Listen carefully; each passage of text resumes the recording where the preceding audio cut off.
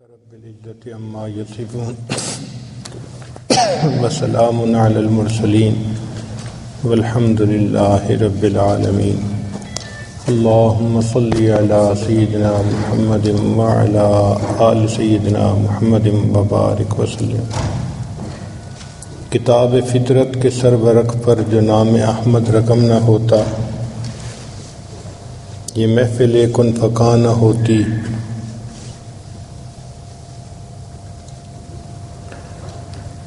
اللہ کے حبیب صلی اللہ علیہ وسلم اس کائنات میں جہانوں کے لیے رحمت بنا کر تشریف لائے.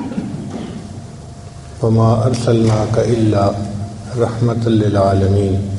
اے میرے محبوب صلی اللہ علیہ وسلم، ہم نے آپ کو جہانوں کے لیے رحمت بنا کر بھیجا، یعنی انسانوں کے لیے بھی، حیوانوں کے لیے بھی، درندوں کے لیے بھی، پرندوں کے لیے بھی، فرشتوں کے لیے بھی. جو مخلوق ہے ہر مخلوق کے لیے اللہ کے حبیب صلی اللہ علیہ وسلم رحمت بن کر تشریف لائے. آپ کا وجود مسعود پوری کائنات کے لیے رحمت.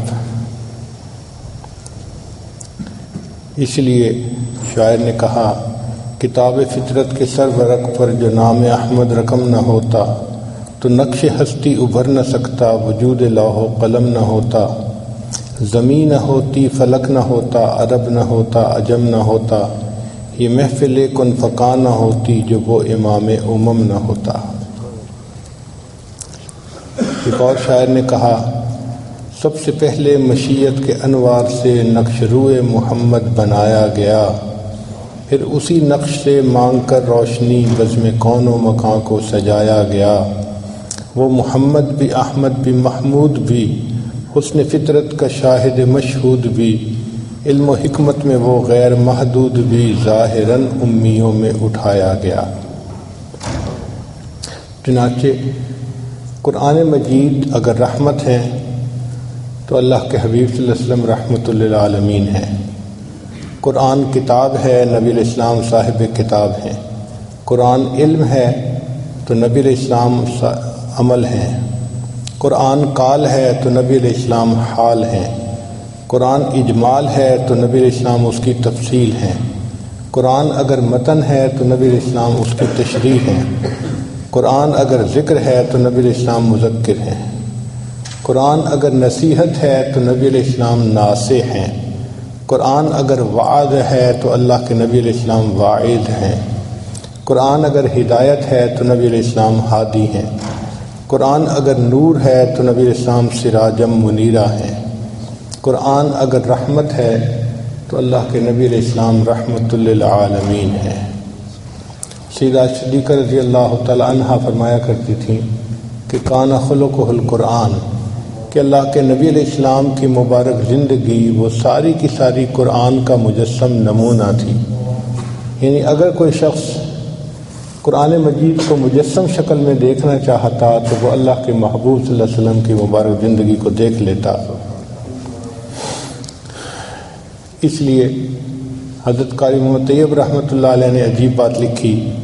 فرماتے ہیں کہ ذات و صفات کی آیات اعمال نبوی، تکوین کی آیات استدلال نبوی، توجہ اللہ کی آیات خلوت نبوی، تربیت خلق کی آیات جلوت نبوی، مہر کی آیات جمال نبوی، قہر کی آیات جلال نبوی، تجلیات حق کی آیات مشاہدہ نبوی، ابتغاء وجہ اللہ کی آیات مراقبہ نبوی، ترک دنیا کی آیات مجاہدہ نبوی، احوال محشر کی آیات محاسبہ نبوی، نفی غیر کی آیات فنایت نبوی، اثبات حق کی آیات بقائیت نبوی، نعیم جنت کی آیات شوق نبوی، عذاب جہنم کی آیات خوف نبوی، انعام کی آیات انس نبوی، انتقام کی آیات حزن نبوی. قرآن پورا کا پورا کلام اللہ ہے تو دوسرے لفظوں میں یہ سیرت رسول اللہ صلی اللہ علیہ وسلم ہے.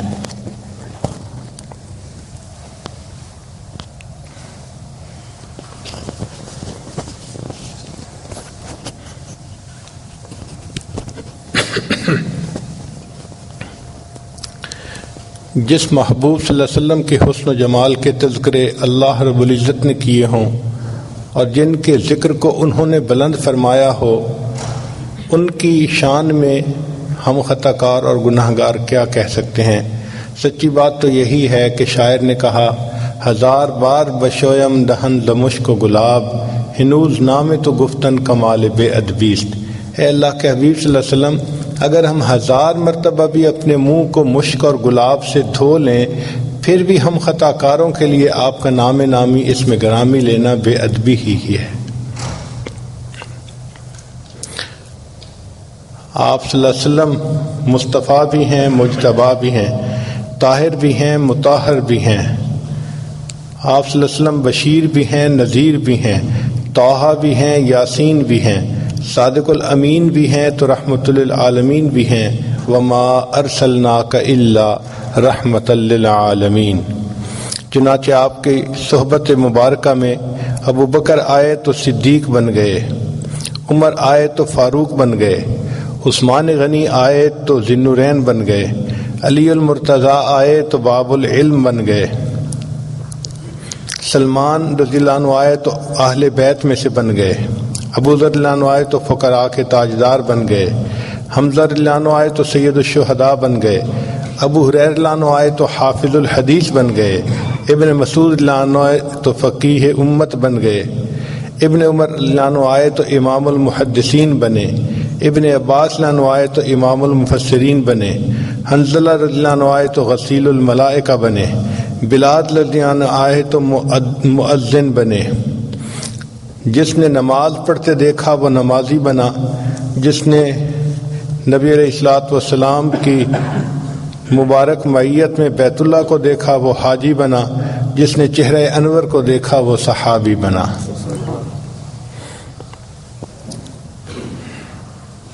خود نہ تھے جو راہ پر اوروں کے ہادی بن گئے، وہ کیا نظر تھی جس نے مردوں کو مسیحا کر دیا۔ چنانچہ اللہ کے حبیب صلی اللہ علیہ وسلم کی تعلیمات ایسی ہیں کہ آپ صلی اللہ علیہ وسلم کی رحمت سے ہر کسی کو فائدہ ملا، ساری مخلوق کو فائدہ ملا۔ انسانوں کو تو ملا، انسانوں کے ساتھ جنوں کو اور انسانوں کے ساتھ جانوروں کو، حتیٰ کہ ملائکہ کو بھی ملا۔ چنانچہ حدیث پاک میں ہے کہ نبی علیہ السلام نے ایک مرتبہ پوچھا، جبرائیل کیا آپ کو میری رحمت للعالمین سے حصہ ملا؟ عرض کیا، اے اللہ کے حبیب صلی اللہ علیہ وسلم، آپ کی تشریف آوری سے پہلے مجھے ہر وقت اپنے انجام کی فکر رہتی تھی۔ میں نے شیطان کو اپنی آنکھوں کے سامنے مردود ہوتے دیکھا تو اس وقت سے میرے دل میں ڈر تھا کہ پتہ نہیں میرا کیا بنے گا، ہر وقت خوف میرے اوپر غالب رہتا تھا۔ جب آپ دنیا میں تشریف لائے تو اللہ رب العزت نے قرآن کی آیات اتاری، انہ لقول رسول کریم ذی قوت عند ذی العرش مکین مطاع ثم امین۔ یہ آیات چونکہ میرے بارے میں تھیں تو ان آیات کے اترنے کے بعد مجھے یہ یقین ہو گیا کہ اللہ کے ہاں میرا انجام اچھا ہوگا، مجھے بھی آپ کی رحمت للعالمین سے حصہ نصیب ہو گیا۔ نبی علیہ الصلوۃ والسلام کا جاگنا تو امت کے لیے رحمت تھا ہی صحیح، اللہ کے حبیب صلی اللہ علیہ وسلم کا سونا بھی امت کے لیے رحمت بن گیا۔ چنانچہ حدیث پاک میں ہے کہ نبی علیہ السلام ایک مرتبہ سفر میں تھے، آپ صلی اللہ علیہ وسلم جب ایک جگہ پڑاؤ ڈالا تو اس وقت فجر کا وقت قریب تھا، مگر سب لشکر والے اس قدر تھکے تھے کہ سو گئے۔ نبی علیہ السلام نے فرمایا، کون ہے جو آج پہرا دے اور ہمیں جگائے؟ بلال رضی اللہ عنہ نے ذمہ داری لے لی، اے اللہ کے حبیب صلی اللہ علیہ وسلم سب سو جائیں میں جگا دوں گا۔ چنانچہ سب سو گئے، بلال رضی اللہ عنہ پہرا دیتے رہے۔ اللہ کی شان کے کھڑے کھڑے ایک جگہ انہوں نے ٹیک لگائی تو ان کو کھڑے ہوئے نیند آ گئی۔ اب ایسے وقت میں سورج طلوع ہوا تو سورج کی کرنوں نے نبی علیہ السلام کے رخسار مبارک کے بوسے لیے تو اللہ کے حبیب صلی اللہ علیہ وسلم اٹھے، فرمایا، بلال آپ نے تو کہا تھا کہ ہمیں جگائیں گے اور آپ خود بھی سو گئے۔ عرض کیا، اے اللہ کے حبیب صلی اللہ علیہ وسلم، جس ذات نے آپ کو سلایا اس ذات نے مجھے بھی سلا دیا۔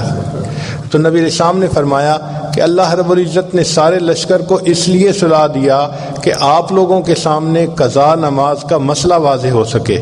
اگر کوئی ایسا معاملہ سونے والا پیش نہ آتا اور نماز قضا نہ ہوتی تو امت کو نماز قضا کرنا جو ہے اس کو ادا کرنا کون سکھاتا؟ تو جس محبوب صلی اللہ علیہ وسلم کی نیند بھی امت کے لیے رحمت ہو، ان کا جاگنا امت کے لیے کتنی رحمت ہوگا۔ بلکہ اللہ کے نبی صلی اللہ علیہ وسلم کا بھولنا بھی امت کے لیے رحمت۔ حدیث پاک میں ہے کہ نبی علیہ السلام نے امامت فرمائی اور 4 رکعت کی بجائے 2 پہ سلام پھیر دیا، تو صحابہ نے پوچھا، اے اللہ کے حبیب صلی اللہ علیہ وسلم کیا آج کے بعد یہ نماز 2 رکعت بن گئی؟ فرمایا لا نسیتو بل نسیتو، میں بھولا نہیں، میں بھلا دیا گیا ہوں، اور اللہ نے مجھے اس لیے بھلا دیا گیا ہے کہ بھولنے کے بعد میں آپ لوگوں کو بتاؤں کہ سجدہ سہو کر کے نماز پوری کیسے کی جاتی ہے۔ جس محبوب صلی اللہ علیہ وسلم کا بھولنا بھی امت کے لیے رحمت ہو، ان کا ہوش کے اندر بات چیت کرنا امت کے لیے کتنی بڑی رحمت ہوگا۔ اس لیے نبی علیہ السلام امت کے لیے بھی رحمت، غیروں کے لیے بھی رحمت۔ آپ ذرا غور کیجئے کہ اہل طائف نے نبی علیہ السلام کے ساتھ کتنا برا سلوک کیا تھا کہ آپ صلی اللہ علیہ وسلم کو شہر میں بیٹھنے بھی نہ دیا اور بچوں کو پیچھے لگا دیا کہ آپ صلی اللہ علیہ وسلم کو شہر سے باہر نکال دیں۔ آپ صلی اللہ علیہ وسلم بڑے غمزدہ تھے۔ ایسے وقت میں جبریل علیہ السلام آئے اور ان کے ساتھ وہ فرشتہ تھا جو پہاڑوں کا اور ہوا کا انتظام کرنے والا تھا۔ عرض کیا، اے اللہ کے حبیب صلی اللہ علیہ وسلم، ان لوگوں نے آپ کی شان میں گستاخی کی، بے ادبی کی، اگر آپ اجازت دیں تو ان 2 پہاڑوں کو ٹکرا کر اس بستی کے سب لوگوں کو ختم کر دیا جائے۔ تو نبی علیہ السلام نے فرمایا کہ اگر یہ لوگ مجھے نہیں پہچان سکے تو ہو سکتا ہے کہ ان کی اولادوں میں ایسے لوگ پیدا ہوں جو ایمان قبول کریں اور میری اس ہدایت کی بات کو ماننے والے بن جائیں۔ چنانچہ عذاب ٹال دیا گیا تو نبی علیہ السلام ان کفار کے لیے بھی رحمت بن گئے، اور واقعی بعد میں اہل طائف مدینہ طیبہ آئے اور انہوں نے آ کر اسلام کو قبول کر لیا۔ جو آسی کو کملی میں اپنی چھپا لے، جو دشمن کو بھی زخم کھا کر دعا دے، اسے اور کیا نام دے گا زمانہ، وہ رحمت نہیں ہے تو پھر اور کیا ہے۔ جب فتح مکہ ہوا تو اس وقت نبی علیہ السلام کے سامنے قریش مکہ کے بڑے بڑے سردار جو تھے وہ آئے۔ اللہ کے حبیب صلی اللہ علیہ وسلم جانتے تھے کہ کس نے کیا کیا ہوا تھا۔ کہتے ہیں نا، مجھے یاد ہے وہ ذرا ذرا، تمہیں یاد ہو کہ نہ یاد ہو۔ تو اللہ کے محبوب صلی اللہ علیہ وسلم کو سب باتیں یاد تھیں کہ انہوں نے بلال کے ساتھ کیا کیا تھا، خباب کے ساتھ کیا کیا تھا، خبیب کے ساتھ کیا کیا تھا، سمیہ کے ساتھ کیا کیا تھا، زنیرہ کے ساتھ کیا کیا تھا، کس طرح انہوں نے صحابہ کو تکلیفیں پہنچائی تھیں، اور یہ بھی پتہ تھا کہ میں سجدے میں تھا اور کفار نے میرے اوپر اونٹ کی اوجھڑی لا کر رکھ دی تھی اور مجھ سے سجدے سے اٹھا بھی نہیں گیا تھا۔ اتنی تکالیف آپ صلی اللہ علیہ وسلم کو پہنچائی تھیں۔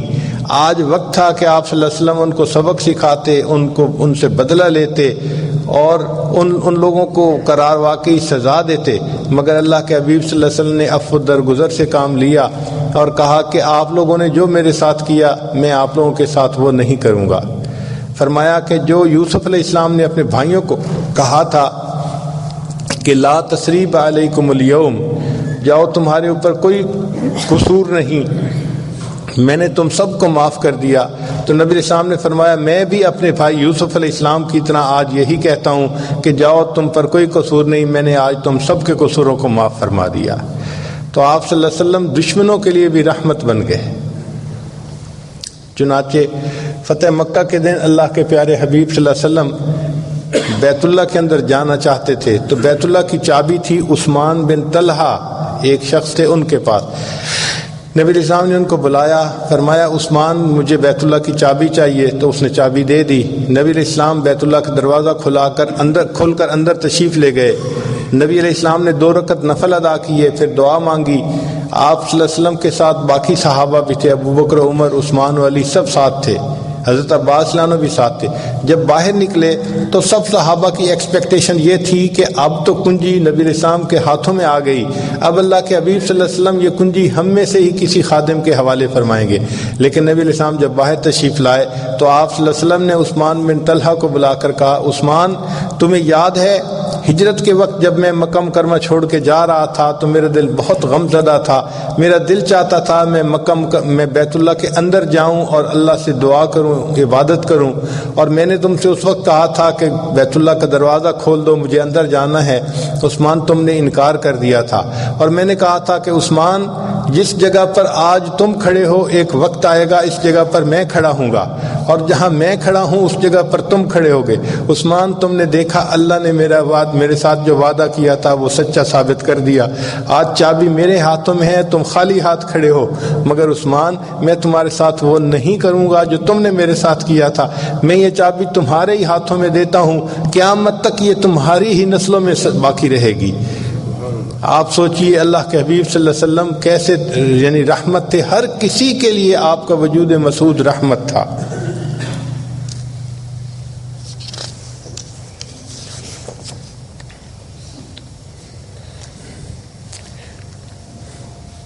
آپ صلی اللہ علیہ وسلم جنوں کے لیے بھی رحمت بن گئے، چنانچہ جنوں نے بھی نبی علیہ السلام کی خدمت میں حاضر ہو کر کلمہ پڑھا۔ اس کا تذکرہ قرآن مجید میں بھی ہے کہ جن آئے اور کہنے لگے انصتو انا سمعنا منادیا ینادی للایمان ان آمنوا بربکم فآمنا۔ نبی علیہ السلام نے فرمایا کہ جو ہڈیاں وغیرہ پڑی ہوتی ہیں تم ان کے ساتھ نجاست مت لگایا کرو، اس لیے کہ یہ جنوں کی خوراک ہوتی ہے۔ تو دیکھو کہ آپ صلی اللہ علیہ وسلم کی تعلیمات سے جنوں کو بھی فائدہ پہنچ رہا ہے، یعنی دوسرے لفظوں میں نبی علیہ السلام کی رحمت للعالمین سے ان کو بھی حصہ مل رہا ہے۔ جانوروں کے لیے رحمت بن گئے۔ قریش مکہ کے زمانے میں کھڑے جانور کو جسم کے کسی حصے کا گوشت کاٹ کے پکایا جاتا تھا، اور جانور کو کیا تکلیف ہوئی اس کا کوئی خیال نہیں رکھا جاتا تھا۔ نبی علیہ السلام تشریف لائے تو اللہ کے حبیب صلی اللہ علیہ وسلم نے بتلایا کہ جانور کو اس طرح نہیں تکلیف دینی چاہیے، ہاں اگر اللہ کے نام پہ ذبح کرنا ہو وہ تو اور بات ہے۔ چنانچہ آپ صلی اللہ علیہ وسلم نے فرمایا کہ جانور کو تم اگر اپنے گھر میں پالو تو اس کو تم ضرورت کے مطابق کھلاؤ اور پلاؤ اور اس کا خیال رکھو، اور یہ بھی فرمایا کہ اگر اونٹ وغیرہ ہے تو کھڑی حالت میں اس کے اوپر مت بیٹھ جاؤ، اس کو کرسی کے طور پہ استعمال نہ کرو، اگر اوپر بیٹھنا ہے تو تم اب سفر کرو۔ تو اللہ کے حبیب صلی اللہ علیہ وسلم نے جانوروں کے بھی حقوق آ کر سمجھائے، تو جانوروں کو بھی محبوب کی رحمت للعالمین سے حصہ مل گیا۔ چنانچہ اللہ تعالیٰ فرماتے ہیں وما ارسلناک الا رحمت للعالمین۔ نباتات کو بھی حصہ ملا۔ نبی السلام نے فرمایا کہ بلا وجہ کسی درخت کے پتے کاٹنا یا شاخ کاٹنا یہ اچھا نہیں، اور یہ بھی فرمایا کہ بھئی اگر تم درخت لگا سکتے ہو تو تمہیں اس درخت کے لگانے کے بدلے اللہ تعالیٰ کی طرف سے اجر اور ثواب ملے گا۔ تو دیکھیے کہ درختوں کو لگانے کا حکم دیا اور کاٹنے سے منع فرمایا، بلا ضرورت جو کاٹ دیا جاتا ہے۔ تو گویا درختوں کو بھی نبی علیہ السلام کی تعلیمات سے پروٹیکشن مل گئی، یعنی ان کو بھی نبی علیہ السلام کی رحمت للعالمین سے حصہ ملا۔ فرمایا وما ارسلناک الا رحمت للعالمین۔ اگر ہم انسانوں کو دیکھیں تو معاشرے کے ہر فرد کو نبی علیہ السلام کی رحمت للعالمین سے حصہ ملا۔ فرض کرو گھر کے اندر ماں کا ایک درجہ ہوتا ہے، تو نبی علیہ السلام نے فرمایا کہ الجنت تحت اقدام امہاتکم، جنت تمہارے لیے ماں کے قدموں کے نیچے ہے۔ ماں کی یہ عظمت نبی علیہ السلام نے آ کر بتائی، اس سے پہلے دنیا عظمت نہیں جانتی تھی، بلکہ زمانہ جاہلیت میں کفار کا تو یہ حال تھا کہ باپ فوت ہوتا تھا تو ماں باقی مال کی وراثت کی طرح بچوں میں تقسیم ہوتی تھی، تو بچے اپنی ماں سے خود نکاح کر لیا کرتے تھے۔ آپ ذرا غور کیجئے کہ اس وقت ماں کا کیا حال تھا۔ نبی علیہ السلام نے آ کر ماں کی شان کتنی سمجھائی اور بتائی کہ بھئی تم اس کی خدمت کرو گے تو تمہیں اپنے اللہ رب العزت کی رضا نصیب ہوگی۔ تو ماں کو بھی نبی علیہ السلام کی رحمت للعالمین سے حصہ ملا، پھر والد کو بھی حصہ ملا۔ اس لیے نبی علیہ السلام نے فرمایا جس شخص نے اپنے والد کے چہرے پر محبت کی ایک نظر ڈالی، اس کے بدلے اللہ تعالیٰ اس کو ایک حج یا ایک عمرے کا ثواب عطا فرمائیں گے۔ دنیا باپ کا مقام نہیں جانتی تھی، یہ مقام کس نے آ کر دنیا کو بتایا؟ اللہ کے محبوب صلی اللہ علیہ وسلم نے بتایا۔ چنانچہ فرمایا کہ تمہارے والد کی رضا میں تمہاری رضا اللہ کی رضا ہے، اور والد کی ناراضگی میں تمہارے رب کی ناراضگی ہے۔ پھر اللہ کے حبیب صلی اللہ علیہ وسلم کی رحمت للعالمین سے گھر کے باقی افراد کو بھی حصہ ملا۔ مثال کے طور پر اولاد کو بھی حصہ ملا۔ نبی علیہ السلام نے فرمایا کہ جب باپ اپنے بچے کو محبت سے بوسہ دیتا ہے تو ریح الولد میں ریح الجنہ، یہ جو بچے کی مہک وہ سونگتا ہے، اللہ تعالیٰ اس کے بدلے اس کو جنت کی مہک سونگنے کی توفیق عطا فرمائیں گے۔ تو اولاد کو بھی نبی علیہ السلام کی رحمت للعالمین سے حصہ مل رہا ہے، بیٹی کو بھی حصہ ملا، بیٹے کو بھی حصہ ملا۔ چنانچہ نبی علیہ السلام کی خدمت میں ایک صحابی حاضر ہوئے، انہوں نے ایک چھوٹی سی بچی کو اٹھایا ہوا تھا، اس کو پیار کر رہے تھے مگر آنکھوں میں آنسو تھے۔ نبی علیہ السلام نے پوچھا کہ کیا معاملہ ہے کہ تم اس بچی کو پیار بھی کر رہے ہو اور تم رو بھی رہے ہو؟ اے اللہ کے حبیب صلی اللہ علیہ وسلم، زمانے جاہلیت میں نے بہت بڑا گناہ کر لیا کہ مجھے گھر میں بیٹی کا پیدا ہونا بہت ناپسند تھا۔ میں نے اپنی بیوی کو کہا ہوا تھا کہ اگر میرے ہاں بیٹی پیدا ہوئی تو میں اس کو زندہ دفن کر دوں گا۔ میں تجارتی سفر پہ چلا گیا تھا، واپسی پہ میرے پیچھے میرے ہاں جو ہے وہ بیٹی کی ولادت ہوئی، مگر میری بیوی نے میری بیٹی کو اپنی بہن کے ہاں بھجوا دیا۔ جب میں واپس آیا تو مجھے اس نے کہا کہ میرے ہاں بیٹی ہوئی تھی اور میں نے اس بیٹی کو نمٹا دیا، تو میں مطمئن ہو گیا کہ چلو بچی کو میں نے دیکھا بھی نہیں۔ وہ بیٹی جو تھی میری بیوی کے بہن کے گھر یعنی سالی کے گھر پلتی رہی، حتیٰ کہ تھوڑی بڑی ہو گئی تو وہ ماں اس کو لے کے آتی ہمارے گھر میں، تو میں اس کو اپنی بیوی کی بہن کی بیٹی ہی سمجھتا۔ وہ بچی ذرا بڑی ہوئی، میرے ساتھ موانست کرتی، محبت کا اظہار کرتی، مجھے بھی اچھی لگتی، کبھی میری گود میں آ جاتی، میں اسے اٹھا لیتا، میں اسے پیار کرتا، حتیٰ کہ وہ بچی چلنے کے قابل ہو گئی تو مجھے اس بچی کے ساتھ ایک محبت کا تعلق بن گیا۔ میں اس کو مس بھی کرتا اور کئی مرتبہ پوچھتا کہ میں نے اس کو نہیں دیکھا، وہ کہاں ہے۔ جب میری بیوی کو یقین ہو گیا کہ اب ان کو اس بچی کے ساتھ محبت ہو گئی، ایک دن اس نے یہ ڈسکلوز کیا کہ بھئی یہ تو ہماری بیٹی ہے، میں نے اپنی بہن کے گھر بھیج دیا تھا کہ آپ اس کو دفن نہ کر سکیں۔ وہ کہتے ہیں کہ میں نے یہ سنا اور میرے دل کے اندر اس وقت سے نہ ایک بغض بیٹھ گیا کہ میں نے اس لڑکی کو زمین میں دفن کرنا ہے۔ چنانچہ ایک دن میں اس کو بازار لے کے جاتا تھا، وہ میرے ساتھ کھیلتی تھی، باتیں کرتی تھی، محبت کا اظہار کرتی تھی۔ میں ایک دن اس کو لے کے جنگل میں گیا اور میں نے اپنے ساتھ کسی بھی لے لی، تو کسی لے کر میں زمین کھودنے لگا۔ میں اس بچی کے لیے گڑھا کھود رہا تھا اور وہ مٹی میرے کپڑوں پر پڑ رہی تھی، تو بچی میرے قریب آئی اور کہنے لگی کہ ابو آپ کے کپڑوں پر مٹی لگ رہی ہے۔ میں نے اس کی ان معصومانہ باتوں کا بھی کوئی لحاظ نہ کیا اور میرے اوپر ایسی حیوانیت چھائی ہوئی تھی کہ میں نے گڑھا کھودا اور بالآخر اس بچی کو دھکا دیا اور اس کے اوپر مٹی ڈالنی شروع کر دی۔ وہ بچی رونے لگی، میری آنکھوں میں مٹی جا رہی ہے، سر میں مٹی جا رہی ہے، آپ ایسا کیوں کر رہے ہیں؟ میں نے اس کی کوئی بات نہیں سنی، مٹی ڈالتا رہا حتیٰ کہ اس کی آواز آنی بند ہو گئی۔ میں نے اس بچی کو اپنے ہاتھوں سے زمین میں دفن کر دیا۔ اے اللہ کے حبیب صلی اللہ علیہ وسلم، ایک میری زندگی کا وہ رخ تھا اور ایک رخ یہ ہے کہ آپ صلی اللہ علیہ وسلم تشریف لائے اور آپ نے بچوں سے پیار کرنا سکھایا۔ یہ بیٹی میرے بھائی کی بیٹی ہے، چھوٹی ہے، مگر اب اس کو بھی میں پیار کرتا ہوں، اپنے ساتھ لے کے پھرتا ہوں اور اپنی محبت کا اظہار کرتا ہوں۔ تو اللہ کے محبوب صلی اللہ علیہ وسلم کی رحمت للعالمین سے بیٹی نے بھی حصہ پایا، بیٹے نے بھی پایا، ماں نے بھی پایا، باپ نے بھی پایا، میاں نے بھی پایا، بیوی نے بھی پایا۔ چنانچہ نبی علیہ السلام نے فرمایا کہ جو عورت اس حال میں فوت ہو کہ وہ فرض ادا کرنے والی ہو اور اس کا خامد اس سے راضی ہو تو اس کے لیے جنت کے سب دروازے کھول دیے جائیں گے، وہ جس دروازے سے چاہے گی جنت میں داخل ہو جائے گی۔ خامد کو یہ مقام کس نے سمجھایا؟ اللہ کے حبیب صلی اللہ علیہ وسلم نے سمجھایا۔ تو خامد کو بھی رحمت للعالمین سے حصہ ملا، وما ارسلناک الا رحمت للعالمین، اور بیوی کو بھی حصہ ملا۔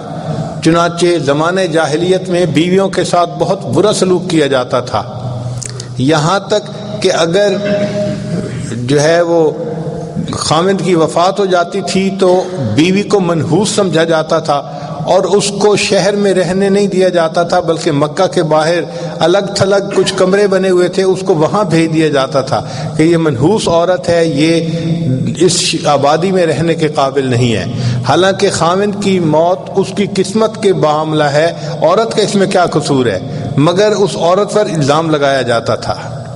اللہ کے حبیب صلی اللہ علیہ وسلم تشریف لائے تو آپ نے سکھایا کہ دیکھو اچھا خامد وہ ہے جو تم میں سے اپنی بیوی کے ساتھ زیادہ اچھے سلوک کی زندگی گزارے۔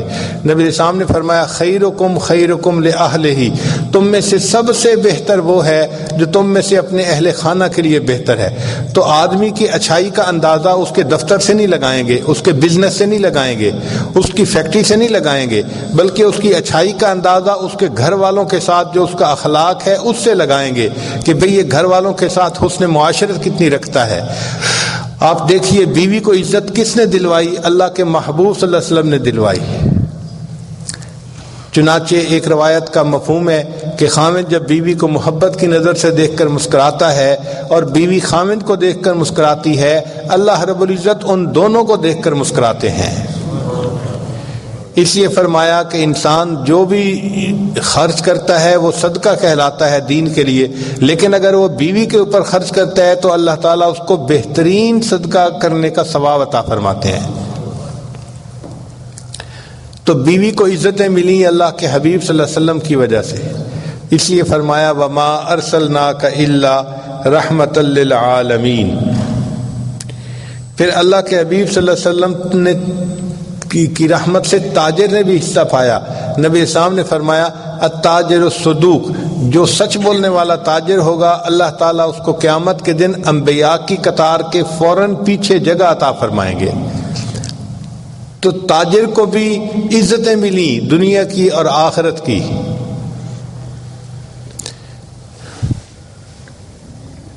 مزدور نے بھی نبی علیہ السلام کی رحمت للعالمین سے حصہ پایا۔ حدیث پاک میں ہے کہ نبی علیہ السلام کے پاس ایک صحابی آئے، انہوں نے مصافحہ کیا۔ نبی علیہ السلام نے دیکھا کہ ان کے ہاتھ بہت سخت ہے، یعنی اس میں گٹے پڑے ہوئے تھے۔ تو محبوب صلی اللہ علیہ وسلم نے پوچھا کہ آپ کے ہاتھ کو کیا ہوا؟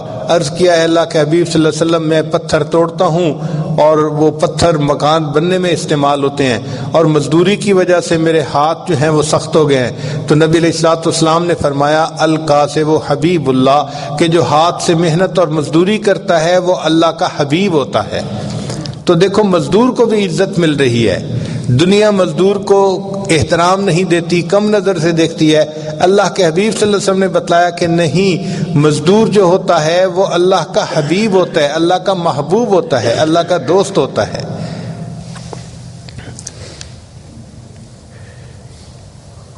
پھر اللہ کے حبیب صلی اللہ علیہ وسلم امیر کے لیے بھی رحمت بنے، غریب کے لیے بھی رحمت بنے۔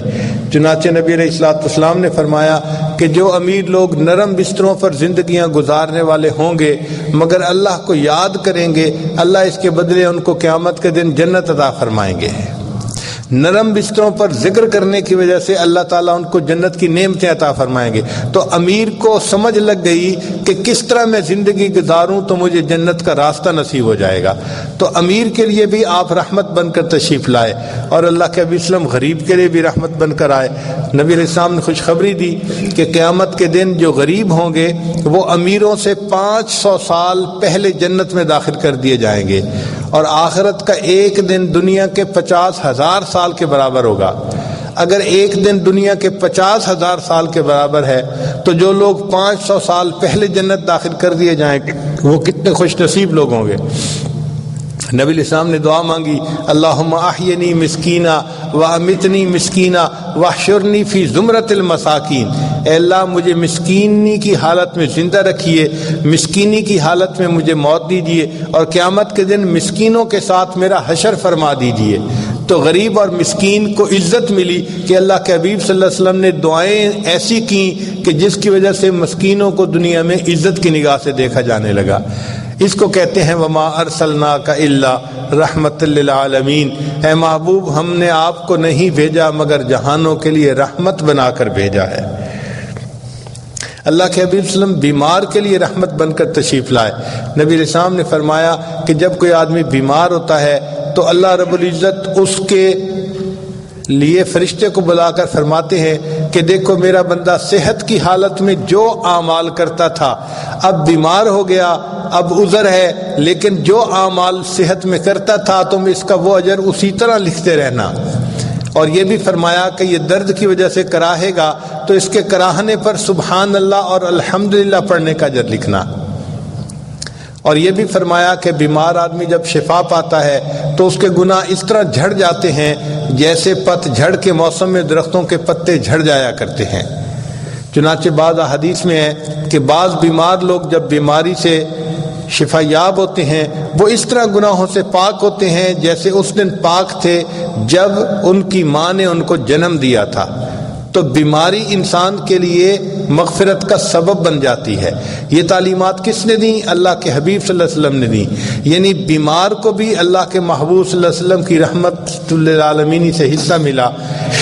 اس کو کہتے ہیں وما ارسلناک الا رحمۃ للعالمین۔ پھر اللہ کے حبیب صلی اللہ علیہ وسلم یتیم کے لیے بھی رحمت بن کر تشریف لائے۔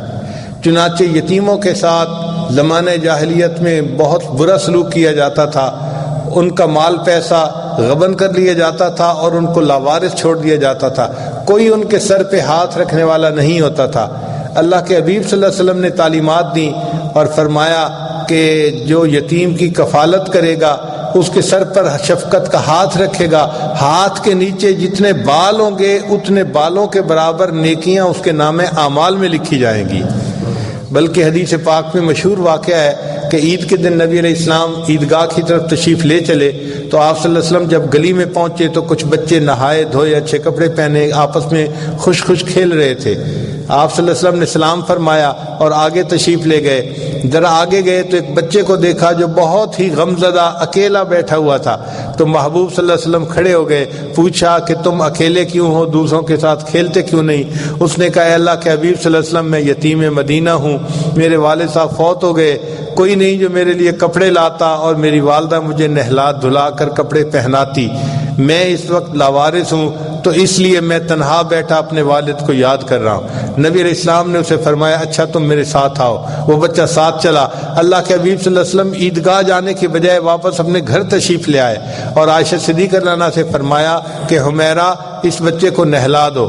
چنانچہ بچے کو جب نہلایا گیا تو وہ بچہ حضرت حسن رضی اللہ عنہ کے ہم عمر تھا، تو نبی علیہ السلام نے فاطمہ زہرا رضی اللہ عنہا کو پیغام بھجوایا کہ حسن کے اگر اچھے دھلے کپڑے ہوں تو بھجوا دیجیے۔ وہ جب کپڑے آ گئے تو وہ بچے کو نئے یا دھلے ہوئے کپڑے صاف پہنا دیے گئے، پھر ان کے سر پہ تیل لگایا گیا، آنکھوں میں سرما ڈالا گیا، عائشہ صدیقہ رضی اللہ عنہا نے اس کے بالوں میں کنگھی بھی کی، خوشبو لگائی۔ جب وہ بچہ تیار ہو گیا تو اللہ کے حبیب صلی اللہ علیہ وسلم نے اس سے پوچھا کہ بتاؤ تم اپنے والد کے ساتھ جب عیدگاہ جاتے تھے تو کس طرح چل کے جاتے تھے، ہاتھ پکڑ کے چلتے تھے یا کیا کرتے تھے؟ اس نے کہا اے اللہ کے حبیب صلی اللہ علیہ وسلم میں اپنے والد کے کندھوں پر بیٹھ کر جایا کرتا تھا۔ نبی علیہ السلام زمین پر بیٹھ گئے اور اس بچے کو فرمایا کہ آؤ تم میرے کندھے پر بیٹھ جاؤ۔ سبحان اللہ، یہ ہے رحمت للعالمین۔ وہ بچہ کندھے پر بیٹھ گیا، نبی علیہ السلام اس کو اٹھا کر پھر واپس جو ہے گلی میں تشریف لائے۔ اب وہ بچے جو کھیل رہے تھے انہوں نے دیکھا پہلے یہی بچہ تنہا الگ بیٹھا تھا، اب یہ نہایا دھو کر نبی علیہ السلام کے مبارک کندھوں پر بیٹھ رہا ہے۔ تو ان بچوں نے آنکھوں میں ایک دوسرے سے گفتگو کی اور بات چیت کی، پوچھا کہ کیا معاملہ ہے، تو اس بچے نے خوش ہو کر کہا کہ مجھے اللہ کے محبوب صلی اللہ علیہ وسلم نے اپنا بیٹا بنا لیا۔ کتابوں میں تو یہاں تک لکھا ہے کہ وہ جو کھیل رہے تھے بچے، ان میں سے ایک بچے نے ٹھنڈی سانس لی اور کہنے لگا کاش میرے والد بھی فوت ہو چکے ہوتے اور اللہ کے حبیب صلی اللہ علیہ وسلم مجھے بھی اپنا بیٹا بنا لیتے۔ نبی علیہ السلام اس حال میں اس بچے کو لے کے عیدگاہ تشریف لائے تو جب آپ صلی اللہ علیہ وسلم ممبر پر چڑھنے لگے تو وہ بچہ نیچے بیٹھنے لگا۔ نبی علیہ السلام نے فرمایا نہیں تم نیچے نہیں بیٹھو گے، بلکہ ممبر میں جہاں میں بیٹھوں گا میرے ساتھ تم بیٹھو گے۔ آپ صلی اللہ علیہ وسلم نے اس یتیم بچے کو اپنے ساتھ بٹھایا اور پھر اس کے سر پر ہاتھ رکھ کر فرمایا انا وکافل یتیم ہاکذا، کہ قیامت کے دن میں اور یتیم کی کفالت کرنے والا جنت میں اس طرح ایک دوسرے کے ساتھ اکٹھے ہوں گے۔ اب دنیا کو پتہ چلا کہ یتیم کی کفالت کرنا کتنا بڑا اجر کا کام ہے، تو اللہ کے حبیب صلی اللہ علیہ وسلم کی رحمت للعالمین سے یتیم کو بھی حصہ ملا۔ فرمایا وما ارسلناک الا رحمت للعالمین۔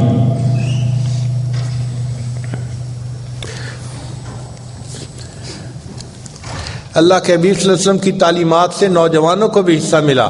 چنانچہ حدیث پاک میں نبی علیہ السلام نے فرمایا کہ جو نوجوان جوانی کی حالت میں اللہ کی عبادت میں سرشار ہوتا ہے اس عمل کی وجہ سے اللہ اس کو قیامت کے دن عرش کا سایہ عطا فرمائیں گے. شاب نشأ فی عبادت اللہ، وہ نوجوان جو اللہ کی عبادت میں سرشار ہو، قیامت کے دن اس کو عرش کا سایہ نصیب ہوگا. نبی علیہ السلام کی تعلیمات سے بوڑھے کو بھی حصہ ملا. پہلے وقتوں میں بوڑھے کی کوئی عزت قدر نہیں ہوتی تھی، کوئی اس کو کوئی اہمیت نہیں دیتا تھا، لیکن اللہ کے حبیب صلی اللہ علیہ وسلم نے فرمایا کہ ان من اجلال اللہ تعالی ذی الشیبۃ فی الاسلام، کہ جس شخص کے بال اسلام میں یعنی کلمہ پڑھتے پڑھتے سفید ہو گئے ہوں، جو شخص ایسے بندے کا احترام کرے گا ایسا ہی ہے کہ اس نے اپنے اللہ کا احترام کیا. آپ بتائیے کہ دنیا میں کون سا معاشرہ ہے جو کسی بوڑھے کا اتنا احترام بتلاتا ہو؟ کوئی مذہب اتنا نہیں بتلاتا، کوئی معاشرہ اتنا نہیں بتلاتا. اگر یہ تعلیمات دیں تو اللہ کے محبوب صلی اللہ علیہ وسلم نے دیں. وما ارسلناک الا رحمۃ للعالمین، اے محبوب ہم نے آپ کو جہانوں کے لیے رحمت بنا کر بھیجا ہے.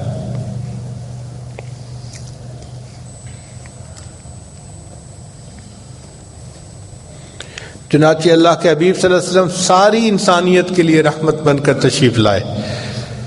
قیامت کے دن جب اللہ رب العزت جلال میں ہوں گے تو اس وقت جہنم کو لایا جائے گا. 19 فرشتے ہوں گے جو اس کو کھینچ کر لائیں گے، اور جہنم کی آگ ابھر رہی ہوگی اور اس کے انگارے اوپر اٹھ کر جائیں گے اور نیچے لوگوں پر گریں گے. امام غزالی رحمۃ اللہ لکھتے ہیں کہ انبیاء میں سے کوئی نبی ایسا نہیں ہوگا جس کے دل میں یہ خوف نہ ہو کہ یہ انگارے کہیں میرے اوپر نہ آ کر گر جائیں. انبیاء بھی غمزدہ ہوں گے، نفسی نفسی کہہ رہے ہوں گے.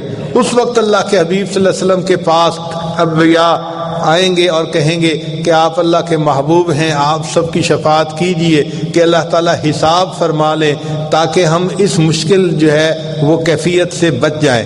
تو اللہ کے حبیب صلی اللہ علیہ وسلم فرماتے ہیں اس وقت اللہ تعالیٰ مجھے مقام محمود عطا فرمائیں گے. میں اللہ کے عز سے وہاں پہنچوں گا اور اللہ کے سامنے سجدہ کروں گا، اور میں اللہ کی ایسی تعریف کروں گا کہ جو تعریف نہ پہلے کسی نے کی ہوگی نہ بعد میں کسی نے کی ہوگی، حتیٰ کہ اللہ رب العزت کو میرے اوپر پیار آئے گا. اللہ تعالیٰ فرمائیں گے یا محمد، اے میرے محبوب صلی اللہ علیہ وسلم، ارفع رأسک، اپنے سر کو اٹھا لیجئے، سل تعطا، آپ بتائیے چاہتے کیا ہیں، جو کہیں گے آپ کی بات کو ہم پورا کر دیں گے. تو اللہ کے حبیب صلی اللہ علیہ وسلم اس وقت کہیں گے اے اللہ اپنے بندوں کا حساب لے لیجئے، چونکہ اس طرح اس حالت میں بندوں کا کھڑے ہونا اتنی دھوپ میں یہ بہت مشکل ہے.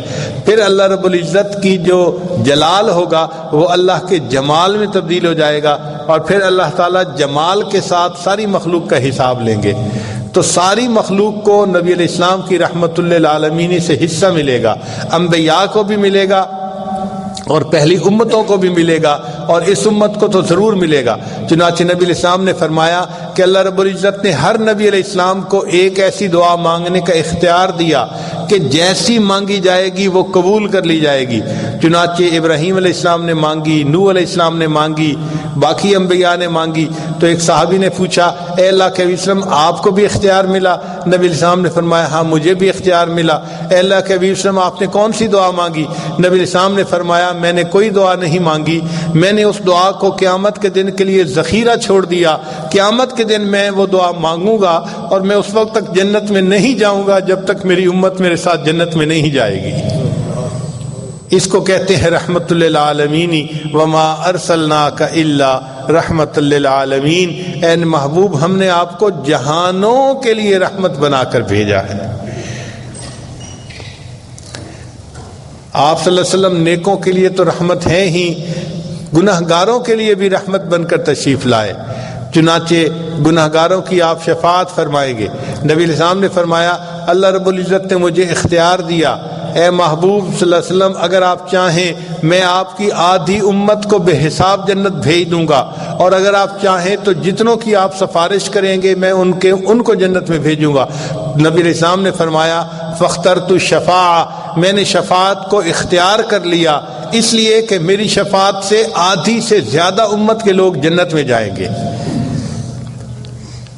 وما ارسلناک الا رحمت للعالمین. اے محبوب صلی اللہ علیہ وسلم ہم نے آپ کو جہانوں کے لیے رحمت بنا کر بھیجا۔ حدیث پاک میں ہے، نبی علیہ السلام فرماتے ہیں کہ میرے لیے قیامت کے دن ایک نور کا ممبر لایا جائے گا اور مجھے کہا جائے گا کہ اس کے اوپر بیٹھ جائیں۔ میں اس ڈر کی وجہ سے ممبر پر نہیں بیٹھوں گا کہ ایسا نہ ہو کہ میں ممبر پر بیٹھ جاؤں اور یہ ممبر اڑ کر جنت میں چلا جائے اور میری امت پیچھے اکیلی رہ جائے، تو میں امت کی انتظار کی وجہ سے کھڑا رہوں گا اور کہوں گا کہ اللہ میری امت کا حساب جلدی لے لیجئے، پھر میں بیٹھوں گا اور آگے جنت میں جاؤں گا۔ تو اللہ کے حبیب صلی اللہ علیہ وسلم اس وقت امت کی شفاعت کریں گے جب شفاعت کرنے والا کوئی نہیں ہوگا۔ فرمایا وما ارسلناک الا رحمت للعالمین، اے محبوب ہم نے آپ کو جہانوں کے لیے رحمت بنا کر بھیجا ہے۔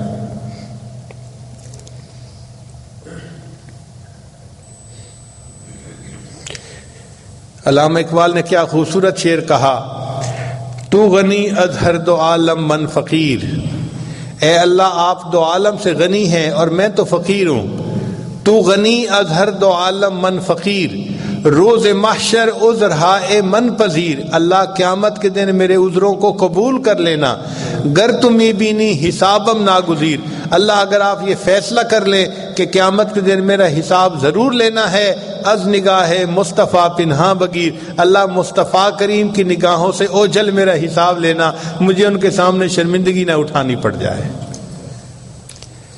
چنانچہ آپ صلی اللہ علیہ وسلم پورے جہانوں کے لیے رحمت بن کر تشریف لائے۔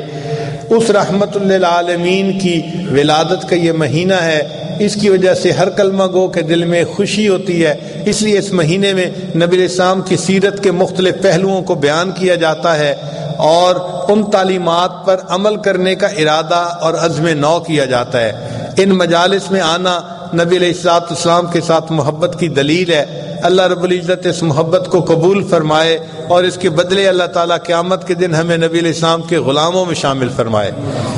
حدیث پاک میں ہے کہ ثوبان رضی اللہ عنہ نبی علیہ السلام کے غلام تھے، وہ دیکھ رہے تھے کہ نبی علیہ السلام دعا مانگ رہے ہیں، اے اللہ مجھے میرے چاہنے والوں سے جلدی ملا دینا، میرے محبین سے جلدی ملا دینا۔ تو جب نبی علیہ السلام دعا مانگ کے فارغ ہوئے تو ثوبان رضی اللہ عنہ قریب آئے، اے اللہ کے حبیب صلی اللہ علیہ وسلم ہم آپ کے غلام بے دام ہیں، ہر وقت خدمت میں حاضر ہیں، آپ کن کے لیے دعا مانگ رہے تھے کہ اللہ مجھے ان سے جلدی ملا دینا، جلدی ملا دینا؟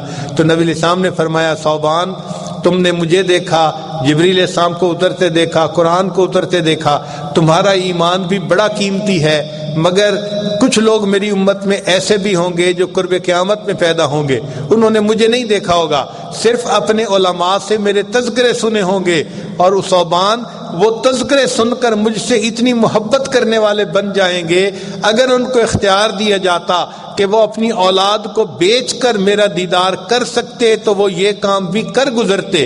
ان اپنے چاہنے والوں کے لیے میں اداس ہوں اور دعا کر رہا ہوں کہ اللہ مجھے ان اپنے احبا سے جلدی ملا دینا۔